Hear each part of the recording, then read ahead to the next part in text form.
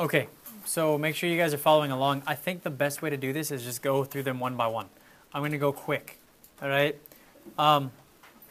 So the first one just says name the median. You need to know what a median is.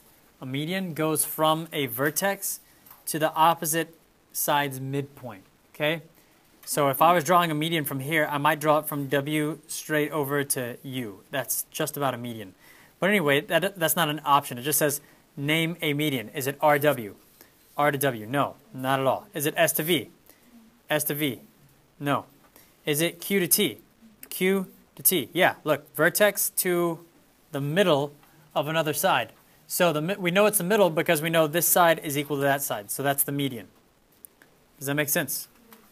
So it can be SV. Huh? It can be SV. No. SV goes from the middle, but does it go to the vertex of that triangle?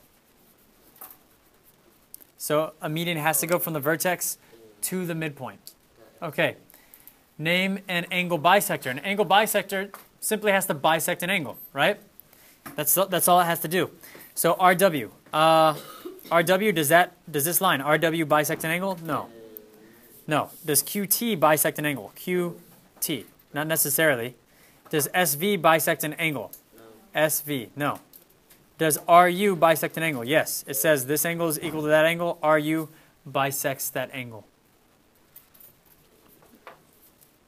Okay. Name a perpendicular bisector. Perpendicular bisector simply bisects a side. That's it. Nothing more, nothing less. Okay. So RW doesn't bisect a side. SV does bisect a side. There it is. The side R to T. From R to T, SV cuts it right in half at a 90-degree angle. Angle bisector. Or, sorry, perpendicular bisector. You guys got it? Okay. And then altitude goes from a vertex straight down and hits the other side at a 90-degree angle. Okay, so this one is kind of tough. Looking at RW, that could be an altitude, right? Like, so let me highlight it real quick with a red.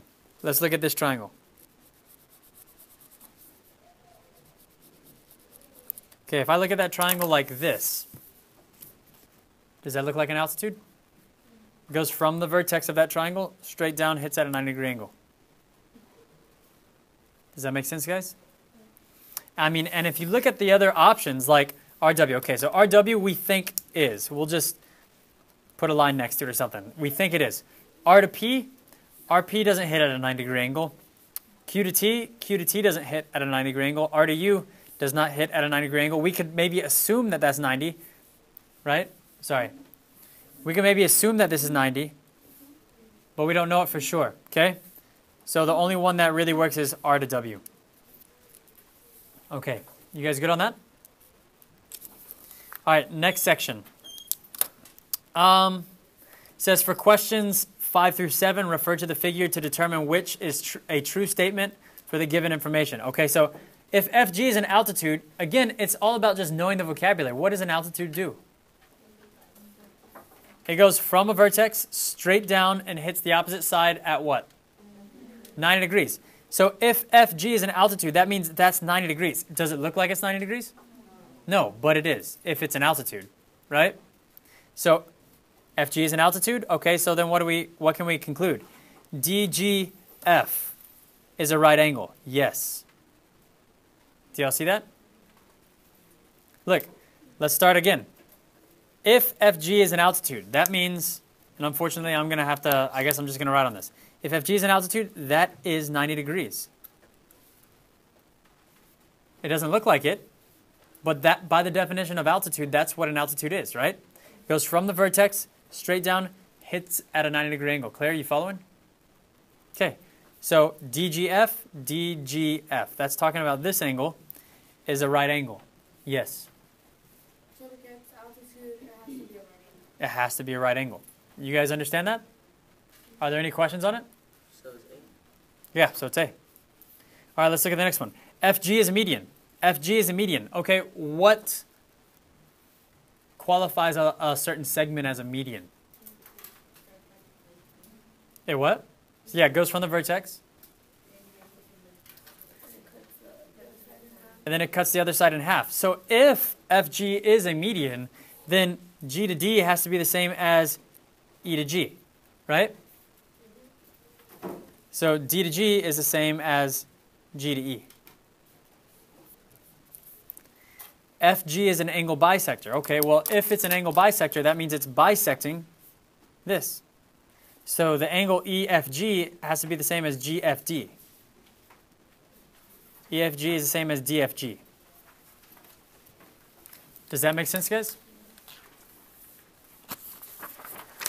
Okay. Next, name the longest side. All right. What are you going to guess? BC, right? Because it's opposed to the largest angle. Here's the largest angle, straight across. That's the largest side. The largest angle makes the largest side. Like maybe AC? AC. AC would be 62. 62 is what's creating the side AC. Okay? So AC is the second biggest side, but BC is the biggest side. Okay? Name the angle with the greatest measure in GHI. Okay, so GHI. Biggest measure is going to be across from the biggest side. Here's the biggest side. That's the angle that creates the biggest measure. Yeah, angle I. You guys got it? Nick, you good? Okay. What is the relationship between the lengths of DG and GF? So what's the relationship between the lengths of DG and GF? Huh? DG is 30 degrees? Oh, yeah. Yeah, so this angle is creating DG, yeah. So this angle is pointing and creating DG. This 20-degree angle is pointing and creating GF. What can you guys tell me? DG is going to be greater than GF. All right. What is the relationship between the measures of angle 1 and angle 2? 12 is creating angle 1. 11 is creating angle 2. Right? So 1 has got to be bigger than 2. So that one. Okay. I'm going to go ahead and skip to this end part. Like I said, 15, I haven't taught you guys anything on yet. But this is where it gets tough. All right, so before I even do this, I'm going to just recap. So we have 4 different types of segments. All right, we have, what are the segments? Like angle bisector is one. All right. Perpendicular, bisector, median, altitude. Okay. 3-angle bisectors creates what?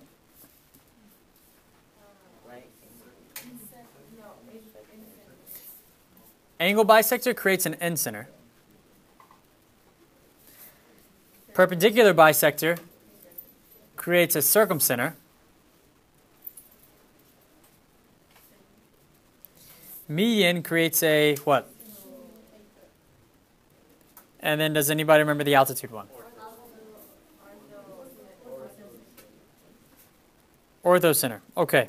Now, there's a little piece of information about each one of these. So, the end center is the same distance to what? All the sides of the triangle. So, same distance to sides. And you need to know this. I'm just reminding you guys. No. So that's the same distance to the sides. Perpendicular bisector is what?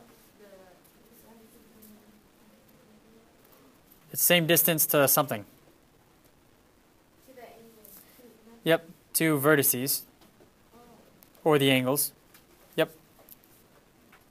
All right. The median is what special rules with the median? Yeah, it cuts it into thirds, right? And the distance from the vertex to the median, or to the centroid, is 2/3 of the entire segment, right? Okay, so centroid located 2/3 from vertex. That should be fine. And then orthocenter, nothing that special. You guys just have to remember that it goes from the vertex straight down. It's at a 90-degree angle. All right? So now, answering these things. Point P is the circumcenter of this triangle. List any segments congruent to each segment. Okay. So if it's a circumcenter, then what are each of these lines that we're talking about? What creates a circumcenter?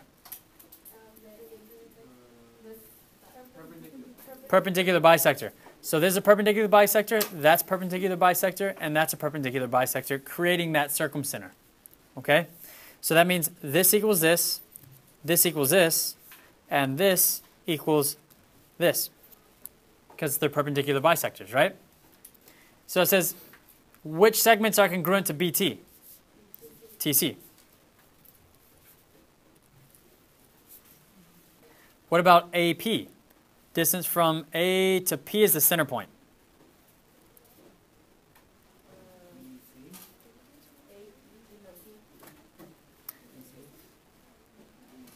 You say PC? Not necessarily. Not necessarily. Oh, wait. Is that, yeah, sorry. Circumcenter is the same distance to all the angles. You're right. Yep, you guys are right. This right here, let's go in a different color.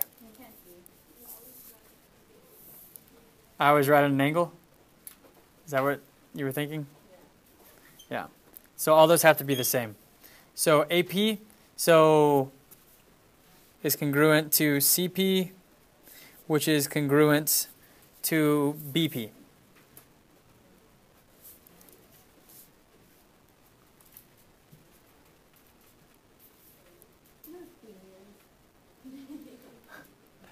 All right. AS is congruent with SC. You guys, yeah, you can watch my videos as many times as you want and see my stubby fingers as often as you'd like. Huh?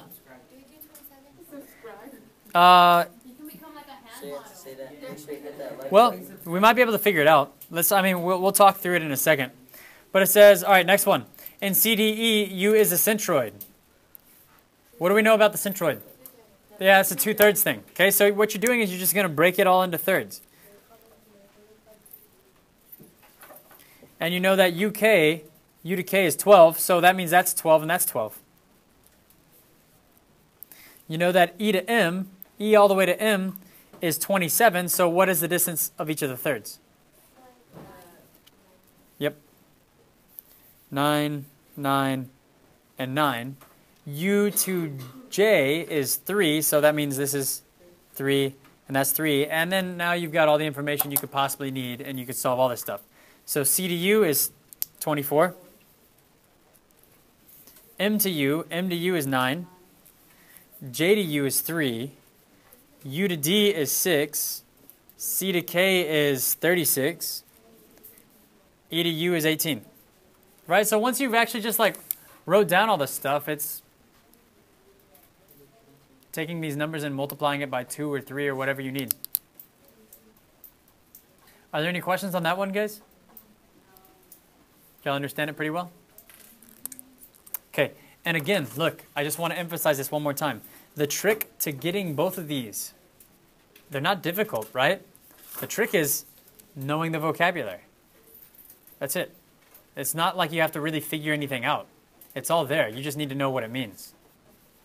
Okay, so know the vocabulary. All right, let's see. Compare the given measures. Oh, it's just saying, okay, is MR greater than or less than RP? Yeah, MR is greater than RP. This angle is creating MR. This angle is creating RP.